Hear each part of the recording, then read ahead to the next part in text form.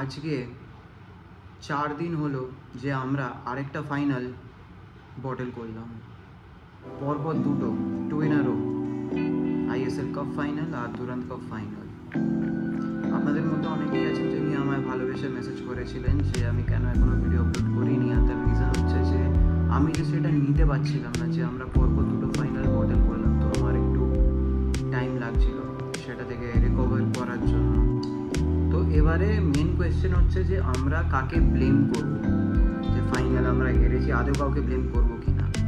তো এখানে কথাটা হচ্ছে যে অনেক কিছুর উত্তর তো আমাদের চাই, অনেক কিছুরই উত্তর আমাদের চাই, যেগুলো আমরা এক্সপেক্ট করিনি আমরা ফাইনালে সেগুলো দেখলাম। সবার আগে আমি জোসে মলিনিয়াকে নিয়ে কথা বলি।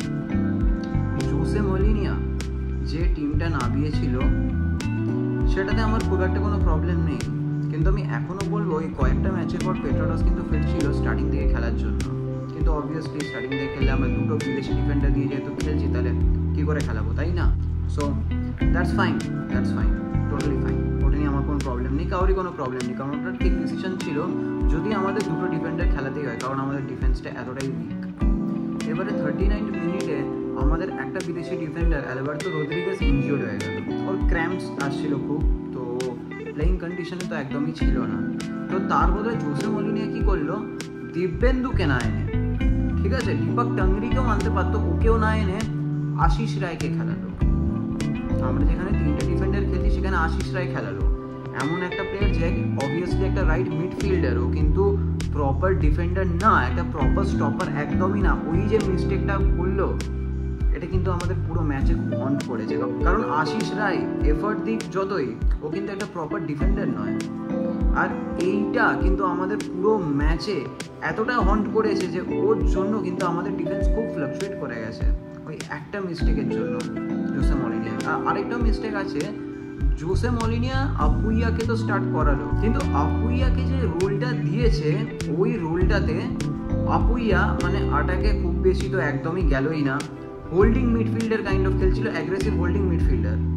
আর ওই রোলটা কিন্তু প্লে করার জন্য দীপক টাংরি খুব বেটার চয়েস আপুইয়ার জায়গায়। দীপক টাংরিকে কেন খেলালো না? দীপক টাংরিকে ওই জায়গাতে খেলানো খুব দরকার ছিল আমাদের, স্পেশালি দুরান্ত কাপ ফাইনালে। যদি ও থাকতো তাহলে হয়তো আজ এই রেজাল্টটা হতো না, কারণ আমাদের ডিফেন্স একটু হলেও বেশি স্ট্রং হতো যদি দীপক টাংরি ওই জায়গাতে খেলতো। আমি এটা বলছি না দীপক টাংরি আপুইয়ার থেকে ভালো প্লেয়ার কি খারাপ প্লেয়ার, কিন্তু একটা প্লেইং স্টাইল খুব ম্যাটার করে, আর দীপক টাংরি ওই প্লেইং স্টাইলটাই একমাত্র ওকে স্যুট করে, যেটাও করে এসছে।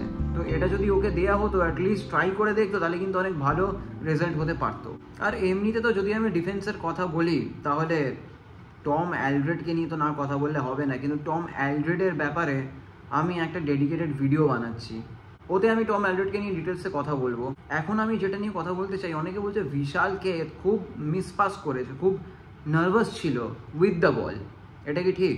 এটা অবভিয়াসলি ঠিক, বিশাল কেতের ওই ভুলটা ছিল, কিন্তু ওটা বিশাল কেতের দোষ না, কারণ আমাদের ডিফেন্সের যা অবস্থা ছিল নার্ভাস তো হবেই। ও কাকে পাস দেবে? সামনে আছে টম অ্যালড্রেড, সামনে আছে আশিস রায়, ঠিক আছে, সুভাষিস তো সবসময় ছিল না। তো এদেরকে যদি পাস দিচ্ছে, এটা তো উল্টো বল জমা দিয়ে দিচ্ছে না, খালি বল জমা দিয়ে দিচ্ছে। আর আমাদের লিস্টনের মতো প্লেয়ার আছে যে বাঁ দিক থেকে উইং থেকে কাটিয়ে ঢোকে।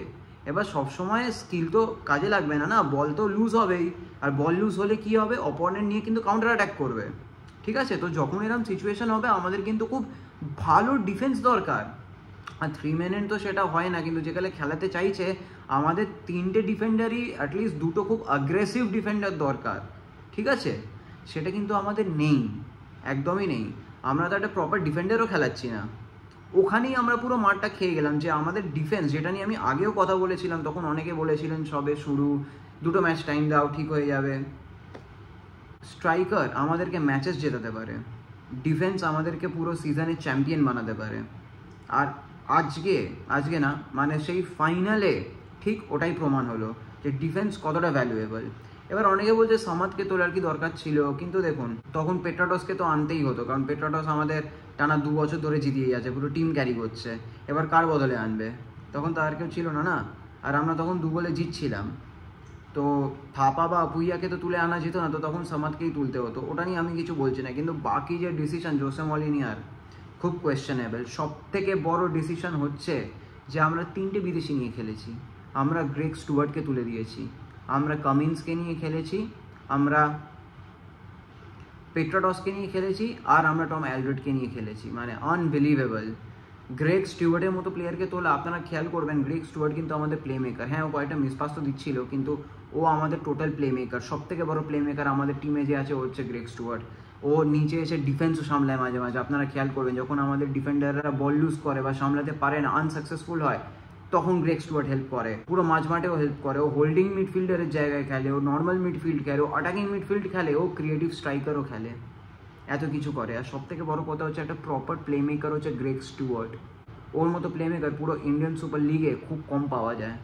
একটা gem Greg Stewart, former Indian golden boot winner Greg Stewart. তুমি গ্রেগ স্টুয়ার্টকে তুলে দিয়ে 3টে বিদেশিতে খেলছো, এটা তো মানে অবভিয়াসলি একটা ব্লান্ডার ছিল, যার জন্য আমাদের অ্যাটাকটা তো একদম বাজেভাবে এক্সপোজ হয়ে গেছিলো।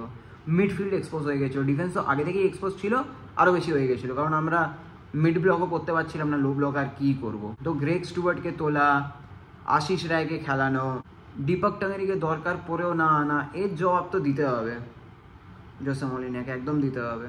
এই ম্যাচ রিডিংটা একদমই ঠিকঠাক হয়নি জোসে মলিনিয়া, যার জন্য আমাদের ফাইনালটা এত বাজেভাবে আমরা হারলাম। আর সব থেকে বড়ো কথা তো ডিফেন্স। আমি যদি ডিফেন্স নিয়ে মানে শুরু করি, আমি আগেও একটা ভিডিও বানিয়েছি সেম জিনিস নিয়ে, আমি এখনও স্টিক করছি। সেম কথা আগেও বলেছিলাম, আবার রিপিট করতে হবে বলে বলছি না, আমি আই বাটনে দিয়ে দিচ্ছি, আপনারা চাইলে ওটা দেখে নিন।